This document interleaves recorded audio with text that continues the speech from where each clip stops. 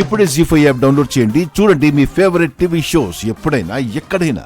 మావయ్య, అత్తయ్య, మీరెప్పుడొచ్చారు? కొద్దిసేపు అయింది రామ్. మొత్తానికి మీరు మా చెల్లిని మళ్ళీ పెళ్లి చేసుకోవడం ఎంతో ఆనందంగా ఉంది బావా.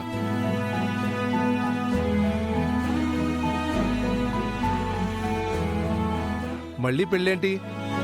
వాళ్ళకు మొదటిసారిగా పెళ్లి జరిగింది.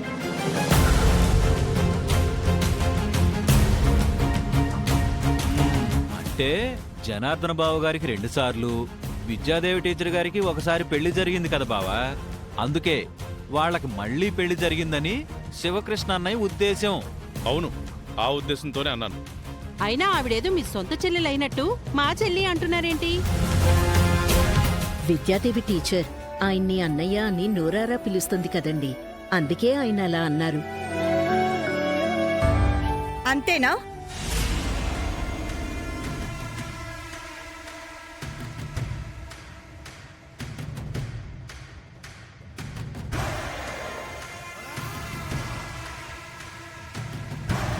లేక అప్పట్లో ఆవిడే సుమతి అని మీరు ఆడిన నాటకాన్ని మళ్ళీ ఆడాలని అలా అంటున్నారా?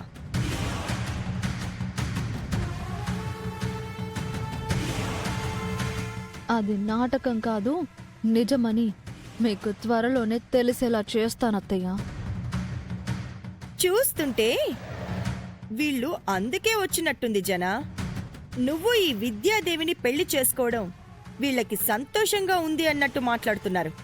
పైగా ఈవిడ గారు ఆయన సొంత చెల్లైనట్టు శివకృష్ణ గారు ఫీల్ అవుతున్నారు. విద్యాదేవి అత్తయ్య మా నాన్నకు రాఖీ కట్టింది. అప్పుడు వాళ్ళు అన్న చెల్లెలే అవుతారు కదత్తయ్య. రాఖీ కట్టినందుకు అన్నా చెల్లెళ్ళు అంటున్నారా, లేక రక్త సంబంధంతో అన్నా చెల్లెళ్ళు అని అనుకుంటున్నారా?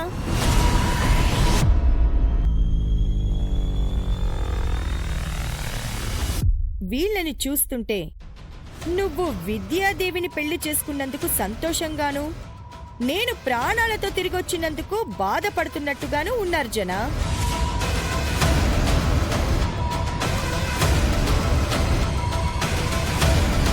అలా అని ఎందుకనుకుంటున్నారు మహాలక్ష్మి గారు?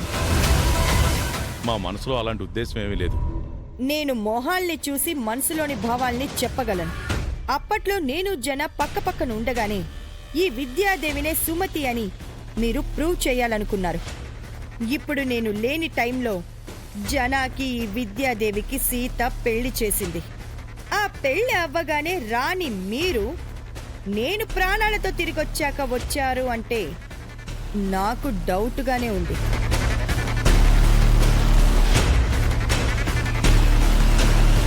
ఏంటి మీ డౌట్ అత్తయ్య?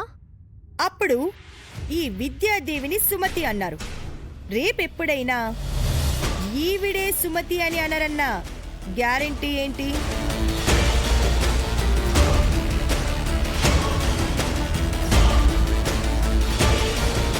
ఏ గ్యారెంటీ లేదు మహా, ఖచ్చితంగా అంటారు.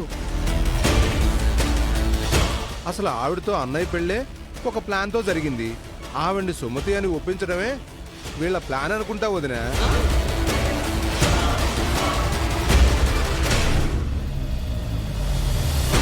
మొత్తం స్క్రిప్ట్ మీరే రాసేసుకుని మీరే డైలాగులు చెప్తారా?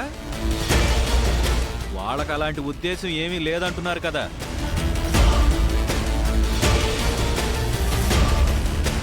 కానీ నాకు అనుమానం ఉంది.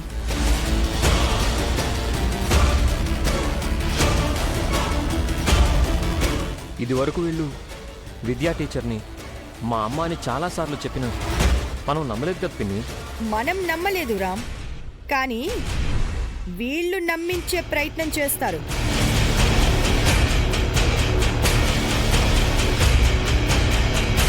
అలా ఎందుకు అనుకుంటున్నావు మహా? ఎందుకు అంటే వీళ్ళ పనే అది కాబట్టి.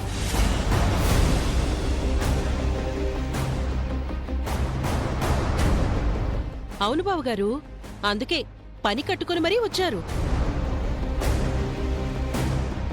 ఈవిడ్ని సుమతి అనొద్దని మహావదిన సీతనోరు మూయించింది కదన్నయ్య.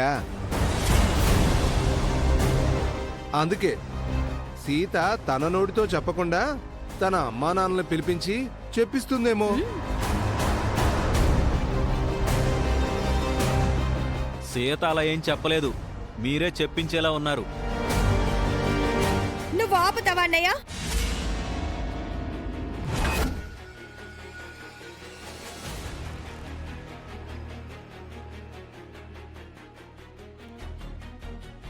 వీళ్ళ మీద కానీ సీత మీద కానీ నాకు నమ్మకం లేదు.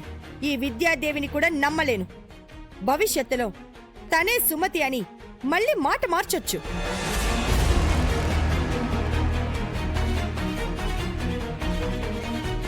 అందుకే ఈ విద్యాదేవి ఒక పని చెయ్యాలి.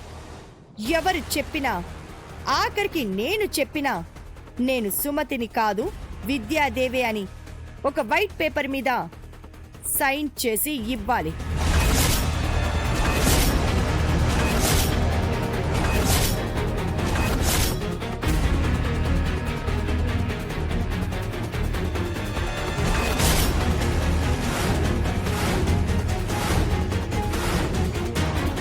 రేపు తను విద్యాదేవి కాదు సుమతిని అని ఎదురు తిరగకుండా సంతకం చేసిన ఆ తెల్ల కాగితం సాక్ష్యంగా ఉంటుంది. సీత మనసులో, ఈ శివకృష్ణ లలిత మనసులో, ఈ విద్యాదేవి మనసులో ఎలాంటి దురుద్దేశం లేకపోతే నేనడిగినట్టు తెల్ల పేపర్ మీద రాసి సంతకం పెట్టి ఇవ్వమనండి.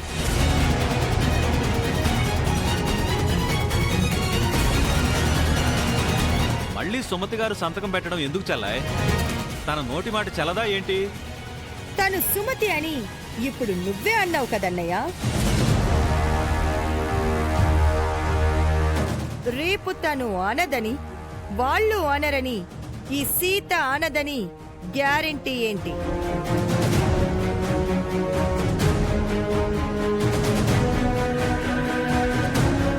అందుకే సంతకం చెయ్యమని అడుగుతున్నాను.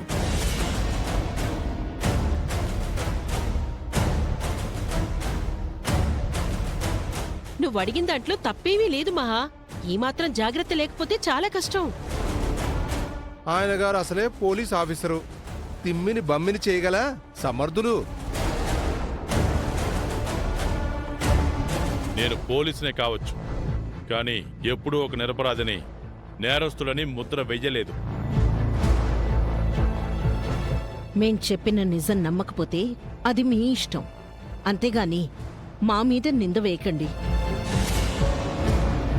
మా పిన్ని అనుమానించడంలో తప్పేం లేదు కదా అత్తయ్య. మా పిన్ని అడుగుతోంది సంతకమే కదా మావయ్య.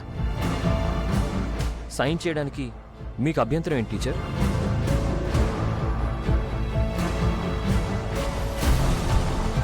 అభ్యంతరం ఉన్నా సరే ఆవిడ సంతకం చేసి తీరాలి రామ్. సరే అత్తయ్య, విద్యాదేవి టీచర్ సంతకం చేస్తారు.